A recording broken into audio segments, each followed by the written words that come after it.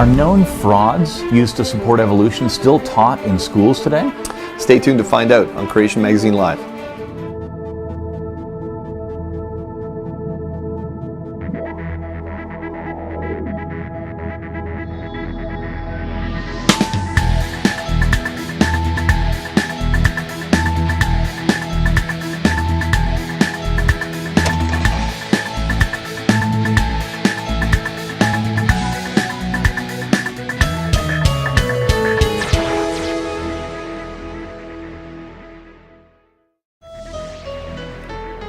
Welcome to Creation Magazine Live. I'm Richard Fangrad. And I'm Calvin Smith.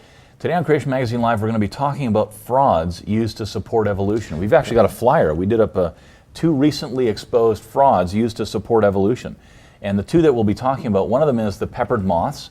This notion that moths sitting on trees, the population type change, or there was changes within a population, and that's used to support evolution. Terrible example of evolution. And the second one we'll be dealing with, actually the first one we'll be dealing with, is embryonic recapitulation. Right. This notion that as living things go through the process to the point where they're born, they retrace their evolutionary ancestry. Right. And many of you will be familiar with the pictures that were done by Ernst Haeckel many, many years ago. Show extreme similarities in some of these different animals here. Right. Now, embryologists have known for a long time that these pictures that we've commonly seen are absolutely false. But a bomb exploded in 1997 when an evolutionary embryologist actually published real photos of embryos showing the many differences. And of course, it was just so blatantly obvious to many people then. Here are the original embryo drawings that Ernst Haeckel drew, and here are the photographs that Michael Richardson actually took. And so even though many people know this was frauds, this became just an embarrassment to the evolutionary community because it was just so obvious now how bad this was. As a matter of fact, Michael Richardson, an evolutionist himself, said this about those original drawings by Haeckel.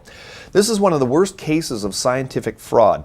It's shocking to find that someone one thought was a great scientist was deliberately misleading. It makes me angry. Look, he's so obviously offended here. Yeah. What Haeckel did was to take a human embryo and copy it. These are fakes. And so, again, this was a huge embarrassment to the evolutionary community. But lately, because it's such an embarrassment, there's been an evolutionist trying to rehabilitate Haeckel's theories, kind of revising history. We got some revisionist history happening here around the science here, and actually criticizing this. So we're going to take a look at that. Yeah, that's remarkable. First, some background on Haeckel. Haeckel was born in 1834, died in 1919. He was a professor of zoology and a marine biologist. He knew human anatomy. That's one of the main points we can make. He was an artist. He could make detailed drawings. He had that ability as well. But he's best known for this deception. That's what he's going down in history for using his talent as an artist combined with his ability as a doctor to basically forge these drawings. Right. And so he had a couple of works that he did, Natural History of Creation, the History of the Evolution of Mankind, in which he had these diagrams in and such. Now, Robert John Richards, we need to separate a couple of names here. So there's Ernst Haeckel, the man who drew the original drawings. There's Michael Richardson, who is the embryologist who took the photos. And then there's this man, Robert John Richards. He's a professor of history at the University of Chicago, a professor of history. And he made a real effort to rehabilitate not only the history around Haeckel, but also the very embryo sketches themselves.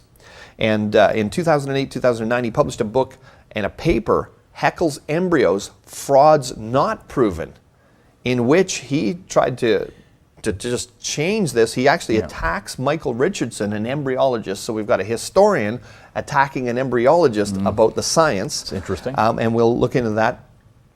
And of course, Richardson's and his co-workers' photos, the actual photos, had shown just how far Haeckel's fraud had been.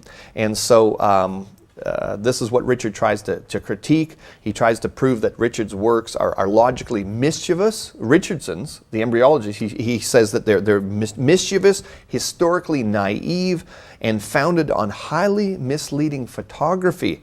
So stay tuned to see if this historian is right about this evolutionary embryologist's scientific findings. Most people are under the impression that coal forms slowly in swamps over millions of years, but this view neglects the testimony of tree trunk fossils that cut across many coal layers, known as polystrate fossils. If these tree trunks were buried gradually over thousands of years, the top parts of the trees would have rotted away before they could be protected by sediment. Derek Ager, Professor of Geology at University College of Swansea, recognised this when he wrote of trees buried in coal seams. If one estimates the total thickness of the British coal measures as about 1,000 metres laid down in about 10 million years, then, assuming a constant rate of sedimentation, it would have taken 100,000 years to bury a tree 10 metres high, which is ridiculous. He then went on to say, we cannot escape the conclusion that sedimentation was at times very rapid indeed, so the slow swamp story should itself be laid to rest. To find out more from Creation Ministries International, visit our website, creation.com.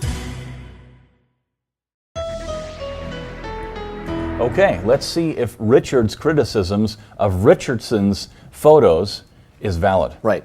Now, we need to get in some background here on Haeckel's drawings. One of the first problems with the illustrations on the first row of Haeckel's comparative embryo plates in his work Anthropogeny is that he drew many embryos, including the humans and chick embryos, without pericardial or heart bulges, where they actually possess them in reality.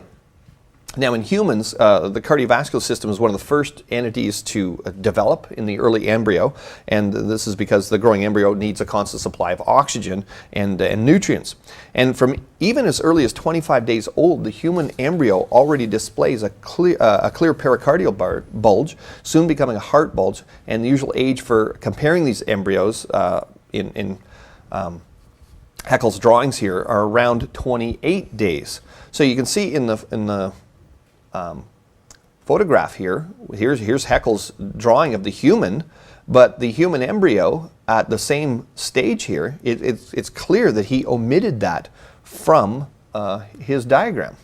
Right, and now at this stage we need to repeat that Haeckel was a fully qualified medical doctor, and so he was acquainted with human biology. Right. Get around this idea of, could he have not known what was going on here? Right. But also in the chick embryo as well, he doctored that here in the drawings as well. Right. This is a problem for human and chick embryos.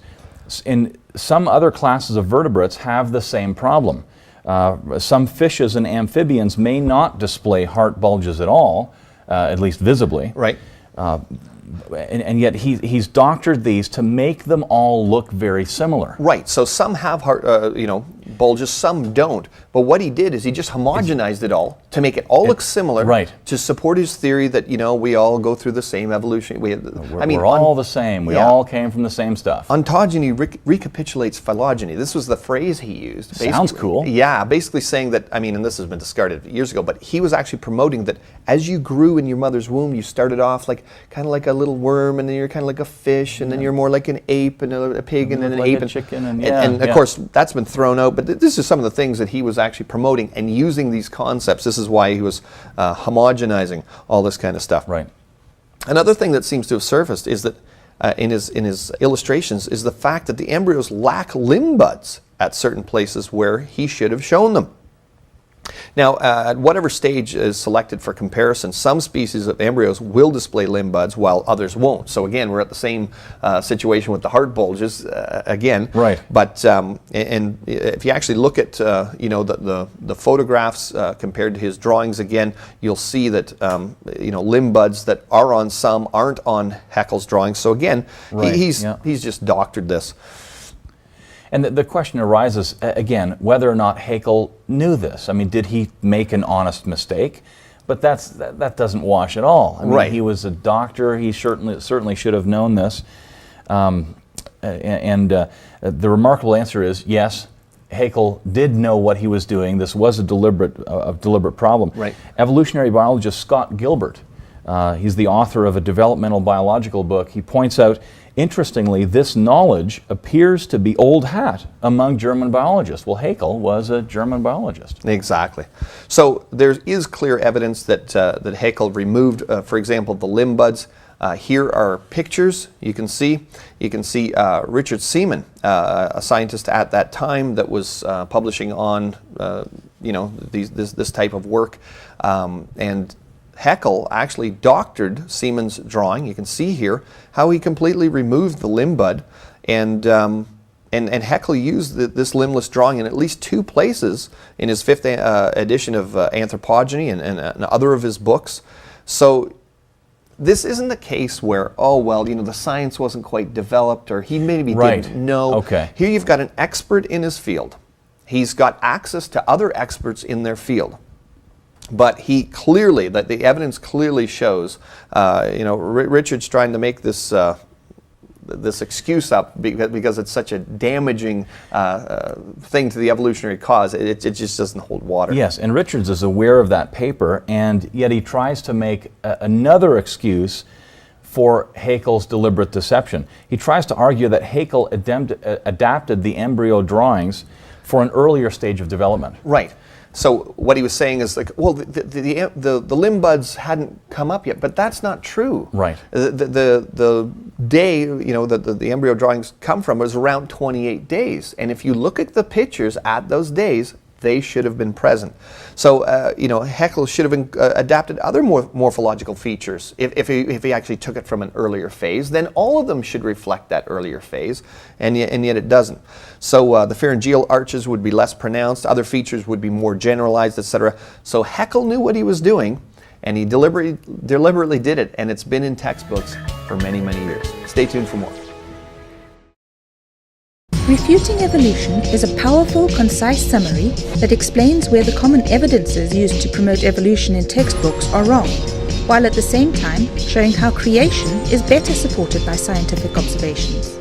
It will stimulate much discussion and help students and teachers think more critically about the creation-evolution debate, particularly the often overlooked differences between operational and historical science and how they relate to the topic of origins. Order your copy today at creation.com. Okay, so in his paper, Richards, the historian, blasts Richardson, the embryologist, for his conclusions versus Haeckel, founded on highly misleading photography. That was the words Richard used. Yes, so yes. he's attacking the scientist on his claims. And of course, if we look at the diagrams here, here's Haeckel's original drawings, and here are the photographs again that Michael Richardson took. Well, you can obviously see that the photos are completely different from the drawings. And so what Richards does to counter Richardson's photography here is he says the following. Several, but not all, of the photographed embryos retain the attached yolk sac and other maternal material. This exaggerates their differences from Haeckel's images. The bulge of the salamander is not part of the embryo, rather it is the yolk sac, as is the case for the fish and the human embryos, though not for the chicken and the rabbit, from which the yolk sacs have been removed. Wow, so Richards is saying that Richardson's team, the photographers and so on, they're doing the same thing that Haeckel did. Right. They're modifying the embryos and then photographing them in this fictitious state or whatever. It's right. Amazing. You got to ask why. Richardson himself is an evolutionist. Why would he do that? And if you actually look at the original paper by Richardson, the embryologist, they actually said this. The extra embryonic membranes were either missing or were removed by us. However, the atlantis was preserved where present. So this team of biologists actually were careful with the extra embryonic materials. And contrary to what the historian says, the bulge, not a typical yolk sac in the biological sense of the word, of the salamander is part of and attached to the body of the embryo, unlike the human embryo, where a yolk sac is outside of the embryo itself. So in many species as well, it would be impossible to separate the yolk from the body of the embryo without doing violence to the structure of the embryo and misrepresenting it. So exactly contrary to what Richard says, these photos are accurate. So this is another example of where Haeckel distorted the pictures, right, as we've seen. Yeah. And there's other creatures as well, that, right, as shown by Richardson's team, that have been distorted. That's right. So Richardson, some of his actually took some of Richard's, I keep getting this confused, actually took pictures of what Richardson, the embryologist, had done, and actually produced them in the way that he thought Richardson should have done it. Okay? Here's some original differences here you can see on the screen between just various creatures and how some have the bulges and some don't have the bulges and so on. But let's take a look at what Richards has done here. Richards says, no. Because of the differences in the heart bulges and the different stages of development and things like that, you can see 3 of the creatures that Richards has taken the photographs from what Richardson has done, and he's made them the way he thinks Richardson, the embryologist, should have done it. We should have taken the photos. Right. So he's done a couple of different things here. And really what he's done is he's taken real photographic evidence from an embryologist, a scientist, and doctored them. He's done the exact same thing Haeckel did, right? And so, one, the heart bulge of the human embryo, which is completely removed in Richard's re-engineering. That kind of removal, it can't be justified based on what real science is showing. Straightening out of the chick embryo's torsion and inflection, literally twisting the body of the, you can see in the diagram. In photograph B there. Yeah, in photograph B. And so, Haeckel's excuse was that, well, this happens at a later stage of development, but it doesn't. If we take the embryos at the stages of development that they were photographed, it's just not correct. And he the re-engineering of the salamander body in order to get rid of the bulge, you can see right in the photograph there, again, completely unjustified according to what scientists know about embryonic development. The thing is, even with all that doctoring, they still don't look similar, right? You can try to make them look similar, but they don't. That's right. If you look at diagrams of all these different embryos here, because Haeckel was very specific on which ones he chose. He chose the ones that looked most similar to begin with anyway. So anyway, Richards whines about the set of embryos that was used in comparison, etc., and he tries to get around some things. But really, what the evidence is showing is, again, that this is completely unwarranted, and it's just used to bolster the evolutionary story. How did the peacock get such a spectacular tail? Bothered by this question, Charles Darwin wrote, "The sight of a feather in a peacock's tail whenever I gaze at it makes me sick." Sometime later, though, Darwin proposed his theory of sexual selection, which basically says that the peacock evolved its exotic tail to attract a mate, thus helping it produce more offspring and thus increasing the numbers with attractive tails. But a recent critical review published in the prestigious journal Science has pointed out that the theory has fatal problems and needs to be replaced. However, other evolutionary scientists have rushed to Darwin's defense, contending that the authors failed to provide a genuine alternative theory. But what if there is no evolutionary explanation? Perhaps the peacock tail continually evades an evolutionary explanation because it didn't evolve, but was designed after all. To find out more from Creation Ministries International, visit our website, creation.com. So having seen that Richard's claims are pretty bogus here regarding Haeckel's drawings and the photographs and so on, the question is, are these drawings, Haeckel's drawings, still being used in textbooks today to try to convince students of evolution? And the answer is yes. In fact, Richardson himself said this. In 1997, Richardson acknowledged that there are at least 50 recent biology textbooks which use the drawings uncritically. Right. Incredible. Yeah. And Cal, you've got actually a personal account of exactly this type of thing. I do. Just a couple of years ago, my youngest daughter, she goes into grade 10 science in her local high school, and she brings her science textbook home, and of course I start looking through it. Right in her science textbook, very modern textbook, this isn't a 20-year-old textbook, very, very modern textbook, there are Haeckel's embryo drawings there. Yeah. And I ask her about it, and she says, yes, the teacher is using those embryos to convince the students of evolution. This is part of a proof of evolution. And the only difference between the pictures was they had color added to them.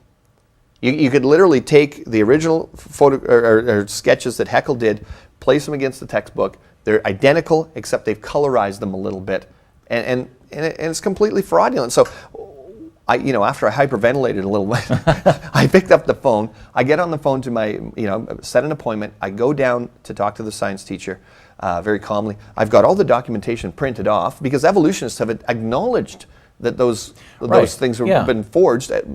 Most modern evolutionists agree with that. Sure. I took it down. She wasn't even aware that they were forgeries. She's a science teacher. She wasn't even aware. She'd gone through school. She just uncritically learned what was popped in there.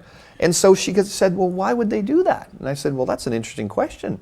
I said, now, are you going to go contact the people who create these textbooks? And well, that's not my department. So is she still teaching it till this day? I don't know. I would hope not. Yeah. But if it's part of the official curriculum, there you go. So what does the future hold? An article kind of reveals where things are going. Right. He stated that the drawings are still widely reproduced in textbooks. This is Richardson. Richardson again, yeah. And review articles, and continue to exert a significant influence on the development of ideas in this field. Right. So here we go with the future. Wow. Exactly. They're still in use. Stephen Jay Gould actually said, we do, I think, have the right to be both astonished and ashamed by the century of mindless recycling that has led to the persistence of these drawings in a large number, if not a majority of modern textbooks. Now, Gould is passed on. He was an atheist. He was an evolutionist. He was actually one of the more critical evolutionists because he actually acknowledged there were many holes in the standard theory of evolution, and he called it mindless recycling, right? Yes. And it's just not great. In textbooks, in curriculum that's being brought up for schools now, we see much of this recycling going on. In a section titled Anatomical and Development Homologies as Evidence for Evolution, there's a publisher out there right now, again, using this argument that all these creatures share similarities, and here's the picture in the proposed textbook. Now, what does that top line of embryos look like to you? It's pretty familiar. It's the same pictures. Again, these ones aren't even colorized. They just have color around them. But again, this is Gould was accurate. Mindless recycling is what that is. When you know that's fraudulent. In a section titled Evidence of Common Ancestry, materials submitted by Rice University, you can see some of their the things here from their student guide. Right? Look at the top section of that. They look really familiar. They're exactly what we've seen over and over. Look at one of the questions here. The chart, or the statements. The chart below was used to show how similar stages in development help establish evolutionary relationships. This type of evidence for evolution is known as, and then the student is supposed to, click the answer and look at the diagrams that are being used again. This is fraud. Yeah. Taught to students over and over again, still in modern textbooks, and you'd hope that the evolutionists would be ashamed about this and get rid of it, to be honest. We'll be back. Creation Ministries International staff, many from a wide variety of scientific disciplines, have produced thousands of articles now available in a massive online database. Some of the topics covered include the feasibility of Noah's Ark and evidence for a global flood, scientific arguments that explain observations in astronomy within a young Earth timeframe, recent discoveries that support dinosaurs fitting with biblical history, evidence from biology that shows that the type of change that is observed in living things has absolutely nothing to do with evolution. Got questions? Get answers at creation.com. All right, we just spent some time covering one of the frauds of the two that are mentioned in our two recently exposed frauds. The other one that's mentioned in this flyer is the peppered moth scenario that appears in just as many textbooks, I'm sure, as the embryonic recapitulation. Yeah. Now, what's the deal with the peppered moths? It was supposed to be an example of natural selection, and we would agree with that. Right. But it's not an example of evolution. And it's explained in the flyer there, the moths change varieties within a kind. It's actually, if I was an evolutionist, it'd be a terrible example of evolution. I wouldn't use that. But nevertheless, just like Haeckel's embryo drawings, modern evolutionists have tried to revive that. One of the things that we've written on fairly recently is that The moths don't even rest on trees. They were glued onto the trees to get the photographs that we see in textbooks. Right. And the evolutionists have said, well, that's not fair, and it doesn't matter anyway, and it still shows natural selection. Still shows natural selection, and they've focused on the moths, on us saying that the moths are glued on trees, but Right. that's not the point. That wasn't our argument. That wasn't the argument. The argument is it's a terrible example of evolution in action. That's the argument. Yeah, because all it's showing is natural selection. So you started off with moths that some are very light, some are medium colored, and some are very dark. Right. You had more, dark colored moths in one scenario, and then you end up with more light colored moths. Who cares? It's natural selection. There's no new information, et cetera, et cetera. That's right. And it's not just creationists that are saying this. As a matter of fact, L. Harrison Matthews, a biologist so distinguished that he was asked to write the foreword of the 1971 edition of Darwin's Origin of Species. Ooh. So he's very, prominent scientist. They want to get a. He said this about the moths. The experiments beautifully demonstrate natural selection or survival of the fittest in action, but they do not show evolution in progress. For however the populations may alter in their content or light, intermediate, or dark forms, all the moths remain from beginning to end biston betularia, the Latin name for peppered moths. Yes, and it turns out that the moths don't even rest on trees in the daytime anyways. Right. Here's another admission by another evolutionist here. Yep. In 25 years, we have found only 2 of these moths on the tree trunks or walls adjacent to our traps, one on an appropriate background and one not, and none elsewhere. So, Yeah, kind of interesting, which is why the moths had to be glued to the trees to begin with. That's to get right. the photos of that appear in the textbooks. And Jerry Coyne, a very well-known evolutionist, anti-creationist, said dead moths were glued to the tree. And he admitted this, and then he said that such a painful revelation, that the prize horse in our stable of evolution, finding out that the moth story wasn't true, he said it was like finding out that Santa Claus wasn't real. And the whole evolutionary scenario is like Santa Claus. So I don't know. well, anyway, the fact is, folks, you're going to see the thing is, it's not that creationists aren't well liked because we have bad arguments. Creationists aren't liked because we have good arguments, and one thing we're very good at is pointing out the flaws in the evolutionary stories, because we sit there and we analyze them. We've got a team of scientists. We take looks at this. We produce things like this. And so more and more, the average layperson is going to school, being taught, in some cases, many fraudulent things, finding out they were fraud, and being offended and starting to ask some very specific questions. If your scenario is scientific, why are you teaching me lies? Yeah.